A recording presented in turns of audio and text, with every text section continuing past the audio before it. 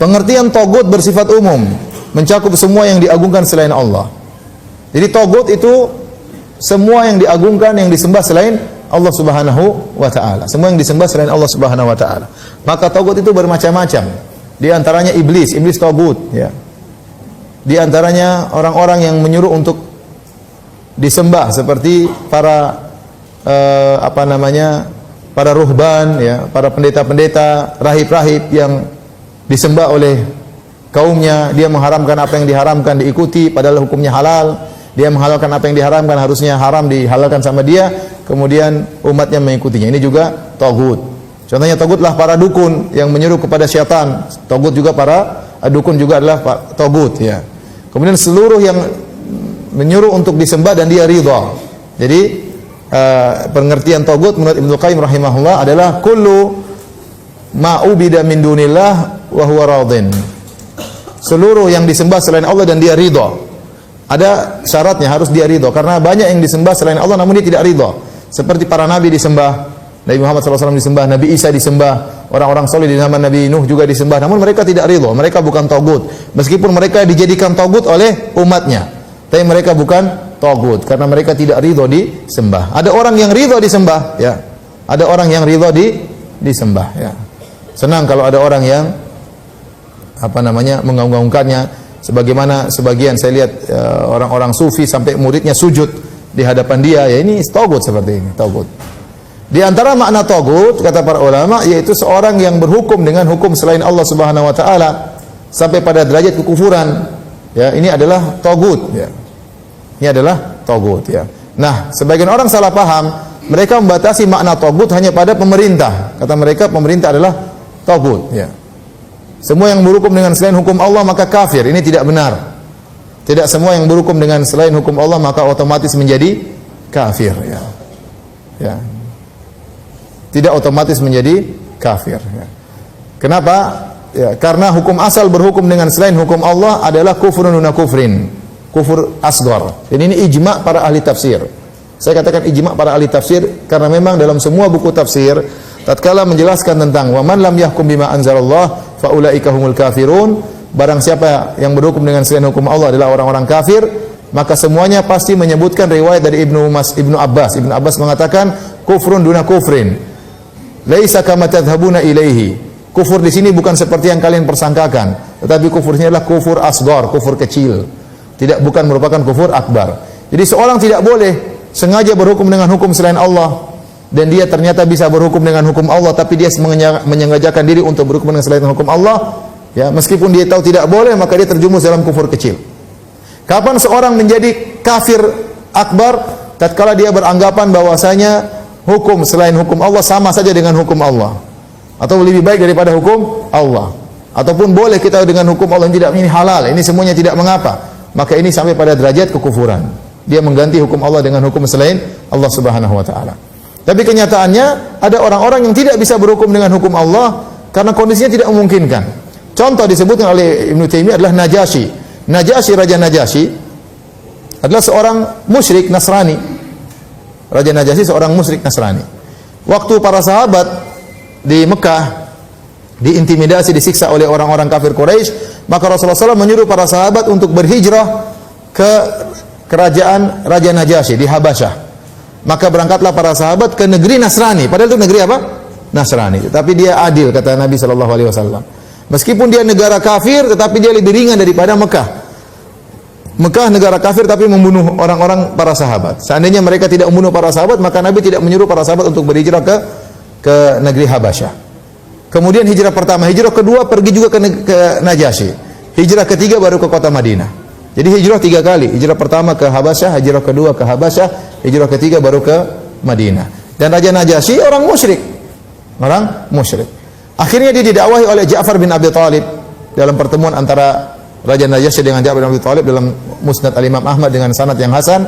Maka akhirnya Ja'far bin Abi Thalib membacakan firman Allah surat Maryam sampai akhirnya Raja Najasyi menangis tatkala mendengar tentang kisah Maryam, ya, ibunya Nabi Isa, bagaimana susahnya dituduh pezina, kemudian dia melahirkan Nabi Isa alaihissalam. Nabi Isa berbicara waktu masih kecil, maka dia pun akhirnya masuk Islam. Waktu dia masuk Islam, kata Ibnu Taimiyah rahimahullah, dia tidak bisa menjalankan syariat Islam Sekarang dia raja, harusnya hukum negara dia rubah, tapi tidak mampu karena dia melanjutkan hukum yang sebelumnya.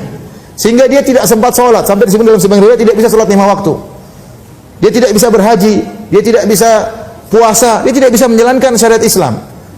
Untuk dia saja dia tidak mampu, apalagi merubah hukum negara, tidak mampu.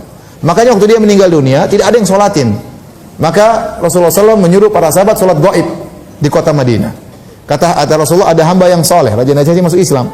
Ada hamba yang soleh meninggal, shollu ala akhikum, sholatlah kepada saudara kalian. Akhirnya para sahabat sholat gaib menyolatkan Raja Najasyi. Menjadi perhatian kita, Raja Najasyi kafir atau tidak? Tidak. Dia tidak bisa melakukan hukum Islam karena tidak mampu. Tidak mampu, tapi dia tidak kafir. Padahal dia sudah jadi puncak, jadi apa? Raja. Maka saya katakan, seandainya misalnya kerajaan Arab Saudi sekarang menegakkan hukum Islam, tahu-tahu ada raja baru, rubah hukum semuanya, kita bilang orang kafir ini. Mungkin dia kafir, kenapa? Kenapa dia rubah hukum Allah? Tapi beda kasusnya, banyak negara-negara yang sejak awal sudah ada hukum apa? Hukum Islam campur dengan hukum apa? Kekufuran. Ya. Kemudian ada presiden baru tinggal melanjutkan, ya tidak bisa otomatis kita mengatakan apa? Kafir. Makanya Rasulullah SAW mengatakan orang yang kafir itu illa antarau kufran buahan. Kata Rasulullah SAW, kalau kalian melihat pemerintah melakukan kekufuran yang nyata, baru boleh memberontak. Kekufuran yang nyata, bukan kekufuran yang disangka-sangka, kufur hanya sekedar temannya jadi kufur, atau contoh kufur yang nyata seperti apa? Ngerobek Al-Quran misalnya, atau apa namanya, ganti agama, jelas ya.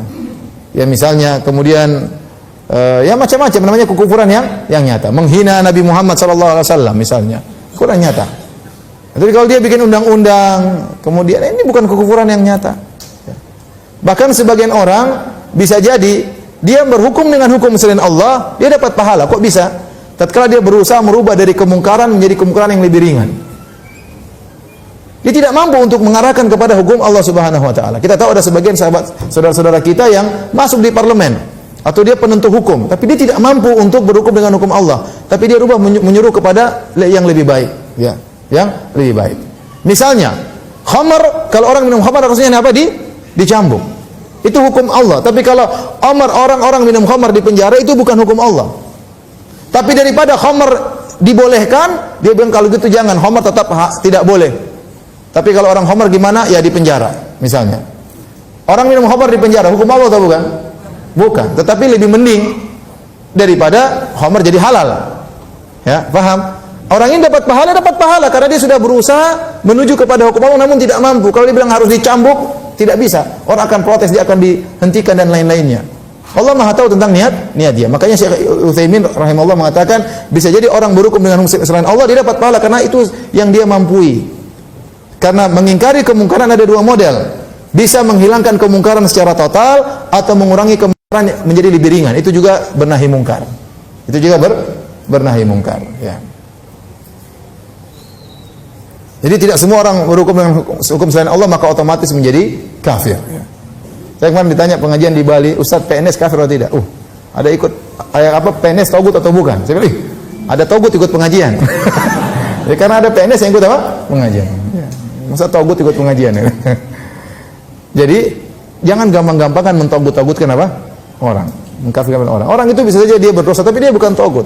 Pezina, perampok, pembunuh, dia berdosa tapi dia bukan togut. Dia tidak disembah kepada selain Allah Subhanahu wa taala. Ya, jangan kita mudah-mudah mentogut-togutkan apa? Orang, ya. Di Arab Saudi fitnah ini sudah lama, ya. Pemboman yang dilakukan di polisi, di kantor polisi, di markas tentara terjadi di Arab Saudi. Karena dianggap apa? Dianggap togut.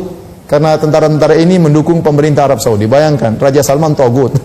Raja Salman togut apalagi apalagi yang lainnya. Kalau Raja Salman, dan ada orang seperti itu. Ya. Pemahaman takfirin itu ada di mana-mana sampai di tanah air kita juga. Jadi saya ingatkan togut itu maknanya luas, ya.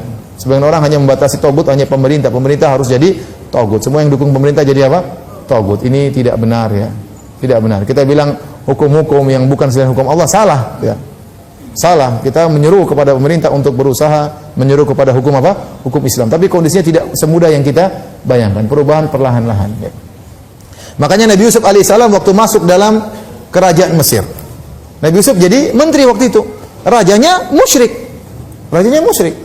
Makanya begitu Nabi Yusuf meninggal dunia, langsung Bani Israel dijadikan budak. Waktu Nabi Yusuf masih hidup, Bani Israel dihormati oleh sang raja karena mereka tahu kedudukan Nabi Yusuf alaihissalam.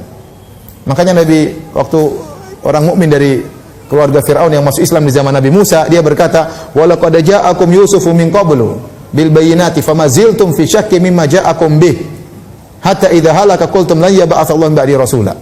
Kata orang Fir'aun, mukmin Fir'aun, dia masuk Islam tapi dia enggak berani menampakkan Islamnya. Bayangkan, dia tidak berani berhukum dengan hukum Allah. Wa qala rajulun mu'minun min ali fir'auna yaktumu imanahu. Kata Allah, berkatalah seorang lelaki mukmin dari keluarga Fir'aun, dia sembunyikan imannya. Tidak berani dia menampakkan imannya. Kalau dia nampakkan imannya dibunuh oleh siapa? Fir'aun. Dia tidak berani menampakkan salatnya. Dia tidak berani. Apa kita bilang kafir? Tidak kafir. Allah mengatakan dia mukmin. Kenapa? Kondisinya tidak memungkinkan. Ya. Tidak memungkinkan. Ya. Jadi tidak semua orang yang tidak berhukum Allah kemudian kita katakan apa? Otomatis kafir. Ya. Kata dia, "Walaqad ja'akum Yusufu min qablu bil bayyinat." Sungguh Yusuf telah datang kepada kalian wahai orang-orang Mesir sebelumnya dengan dalil-dalil yang nyata. Famaziltum fi syakki mimma ja'akum bih. Sementara kalian sejak dahulu ragu dengan apa yang dibawa. Ya, kalian tidak beriman. Sampai sekarang kalian tidak beriman.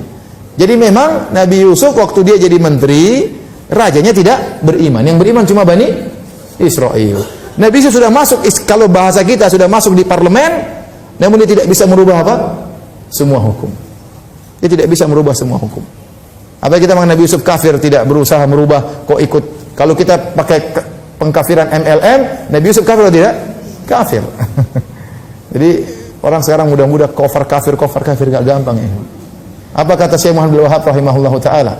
Mereka menuduh saya mengkafirkan orang-orang. Bagaimana saya mengkafirkan orang-orang? Sementara orang yang beribadah di kuburan Ahmad Al-Badawi, saya tidak kafir karena dia tidak tahu, tidak ada yang mengingatkan dia. Jadi kalau kita bicara tentang kesyirikan, kita sampaikan ini kesyirikan, ini kufuran. Tapi masalah mengkafirkan tidak mudah maksud saya. Tidak mudah kita mengkafirkan orang lain. Contoh Imam Ahmad rahimahullahu taala hidup di zaman Khalifah Ma'mun. Khalifah Ma'mun itu berhukum dengan hukum selain Allah. Bahkan masalah akidah, dia menyuruh orang untuk menyatakan Al-Quran itu makhluk. Dipaksa, kalau tidak ada berani mengatakan Al-Quran itu bukan makhluk, dibunuh sama dia. Ya. Jadi kalau ada pemerintah suruh kita berzina, ya harus berzina. Ini lebih parah, bukan cuma berzina. Kalau berzina bukan kekufuran.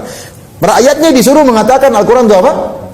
Makhluk. Dan ini kekufuran. Ijma' ulama. Man qala anal Qur'ana makhluk fa huwa kafir. Barang siapa mengatakan Al-Quran itu makhluk, maka dia apa? Kafir. Jadi dia menyuruh rakyatnya untuk mengatakan Al-Quran itu makhluk. Kalau ada yang mengatakan bukan makhluk, dibunuh. Ya. Akhirnya banyak ulama yang akhirnya bertauriah. Akhirnya mengatakan Al-Quran itu makhluk, terpaksa, kalau enggak dibunuh. Imam Ahmad enggak mau. Imam Ahmad disiksa. Sampai dicambuk sampai dagingnya lepas dan macam-macamnya. Imam Ahmad rahimahullahu taala. Tapi Imam Ahmad tidak pernah mengkafirkan Al-Ma'mun. Imam Ahmad tidak mengkafirkan siapa? Sang raja, karena dia tahu raja ini banyak syubhatnya. Paham? Tidak dikafirkan. Ya. Mau saya tidak gampang kita mengkafirkan apa? Orang. Ya. Seorang kalau sudah masuk Islam dengan la ilaha illallah, tidak mudah kita keluarkan kecuali dengan sesuatu yang sangat-sangat jelas dan tegas. Ya. Kalau masih ragu-ragu, maka hukum asalnya dia seorang Muslim. Jadi ada kaidah al-yakin la yazulu bisyak, keyakinan tidak bisa dihilangkan dengan keraguan. Nah, seorang waktu mengucapkan la ilaha illallah, orang itu salat, puasa, apalagi haji, dia orang muslim yang kita yakin. Tidak boleh kita keluarkan dari Islam menuju kufuran kecuali dengan keyakinan pula. Contohnya dia mencela agama, contohnya dia menginjak Al-Qur'an, contohnya dia merubah agamanya, baru kita bilang dia kafir. Selama masih ragu, maka tidak bisa kita kafirkan dia. Bisa jadi terjerumus dalam kesyirikan tapi banyak syubhat di sekitar dia. Tadi kata Imam Muhammad bin Wahab, kita tidak mengkafirkan orang yang beribadah di kuburan Ahmad Badawi, kuburan orang soleh, karena kejahilannya dan tidak ada orang yang peringatkannya. Bagaimana kita mengkafirkan semua orang? Taib.